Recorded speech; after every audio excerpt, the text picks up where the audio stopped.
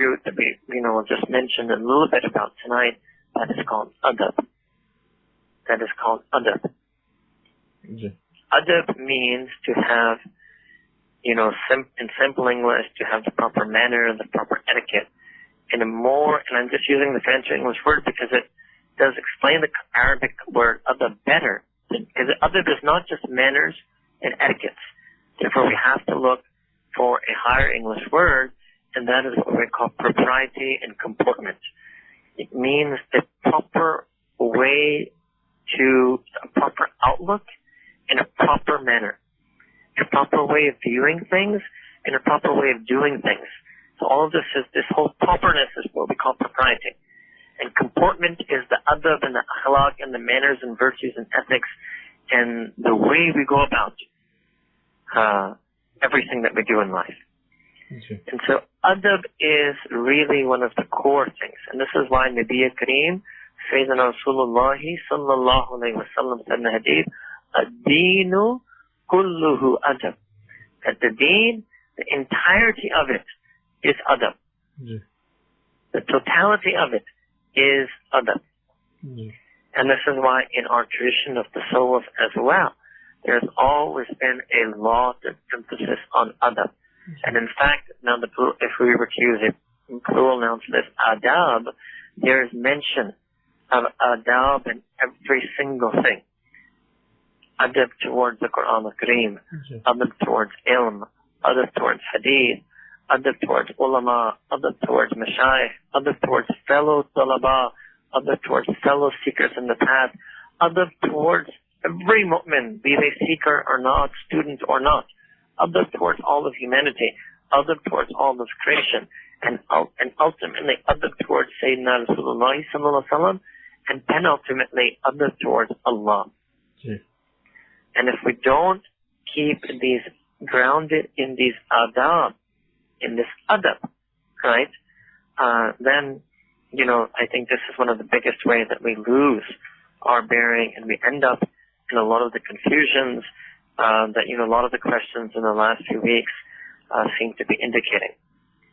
And this is why I thought then we should talk about how we can increase ourselves and have a healthy dose of adab. And what I will do, because we don't have so much time tonight, is I should take a smaller topic for tonight, for the first night, which is adab towards others, as opposed to perhaps adab towards Allah subhanahu wa ta'ala and adab towards Sayyidina Rasulullah sallallahu alaihi wasallam, which are longer topics. And when I mean adab towards others, I'm going to now use another word, adab towards one's associates, adab towards one's fellows, adab towards one's friends, adab towards one's companions. This is very important. And this is a beginning point. And this may be a bit easier or more in reach of people, because obviously adab towards Sayyidina Rasulullah sallallahu alaihi wasallam and adab towards Allah subhanahu wa ta'ala, these are very, high level things. And it's very interesting that Sayyidina Rasulullah sallallahu alaihi wasallam mentioned this in terms of, and I just simply link all of this adab towards your fellow mu'min. The reason I said the words friend, companion, associate, fellow is because these are acquaintances, and these are the people we interact with, right? We don't interact with all the 1 billion mu'mineen on earth. So it is adab towards a mu'min, but which mu'min are we practically going to have that adab with? It's inevitably going to be, and who are we going to have the most interactions with and the most interface with, and therefore the greatest chance of not having proper adab is going to be with those people who we interact with, and those are our friends, companions, associates, fellows, and secondly, acquaintances, right? And that's why I want to focus on adab of our companions, adab of our friends, adab of people whom we interact with more. And this is what Nabi Kareem sallallahu alaihi wasallam mentioned, that the true mu'min is that one who loves for their fellow believer what they love for themselves. And this is meant, again, this is going to start first and foremost in our own inner circle. And this means so much. It's taken to the extent that first, right, There's that first simple thing, which later on in the English language became a proverb they call the golden rule, to treat others the way you wish to be treated. So yes, one should treat and deal with and view and feel about in our heart our friend and companion and acquaintance, right? Exactly how we would like them to treat us and to feel about us in our heart. But in fact, the deen goes even further, that we should actually, this is what is called ihsan, that we should actually treat them better than we would even want ourselves to be treated. We should have even more positive feelings about them in our heart than we ourselves would want others to have about us. And this itself is an adab that we really don't extend to people in the proper way.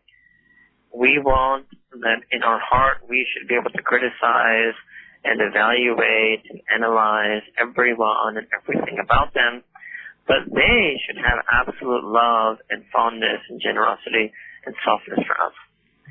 And I will also say that this is something that we've learned from our elders, and something that, these are the type of things that you really can't, at least I was not able to learn through akal, through intellect, or through ilm, through learning.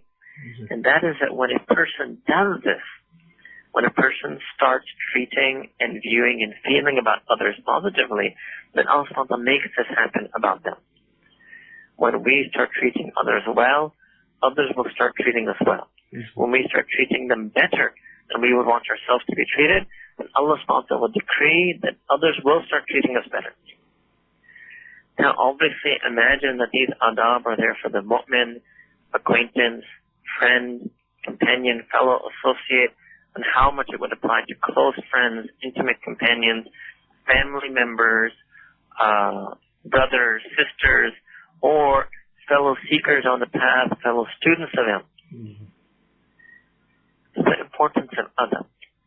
And the ikhlas or sidq in this adab is that we are truly sincere in our adab vis-a-vis that person, in private and in public, in word and in deed, in tongue and in heart, right? And so this would be the first level of, the first aspect of adab I would talk about. And we should remember as well that our deen has taught us that we should have husn-i-zan. And husn-i-zan means, sort of in English, it means always to have a hopeful and a positive and an optimistic outlook about someone. So much so that Shaykh Zulfiqar Ahmad used to say that we should view everyone as better than ourselves. And many people understand that, people understand that partially.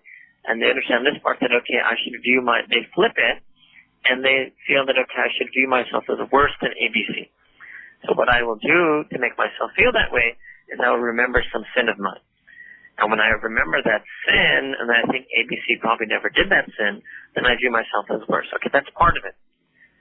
Part of it is maybe to view ourselves as lower than others. But another part of it is actually directly to view them as better than us. Right? And what happens sometimes, the sense I get, is we're not able to view people as better than us unless we somehow lower ourselves. Because our normal view of ourselves would be such that, yeah, we have to view ourselves as better than them. And the only way I can view that person as better than me is if I lower myself somehow, lower the way I view myself in my eyes by thinking of some sin. So that's a tool, that's a step, but that's a problem. And tasawwuf really is trying to bring a person to that level. And this is, and we may have to sort of end on this note, but that's the level of sidq and ikhlas, of idz and tawazu, rather, that the humility that they had, is that they didn't need to lower themselves in order to view others as better than them. They could even look at their good attributes and still view others as better than them. They wouldn't have to look at their sins to have to view others as better than them. And this is an adab. This is what I mean by adab. And these are things that really only our Mashayikh can teach us. This level of adab. And it's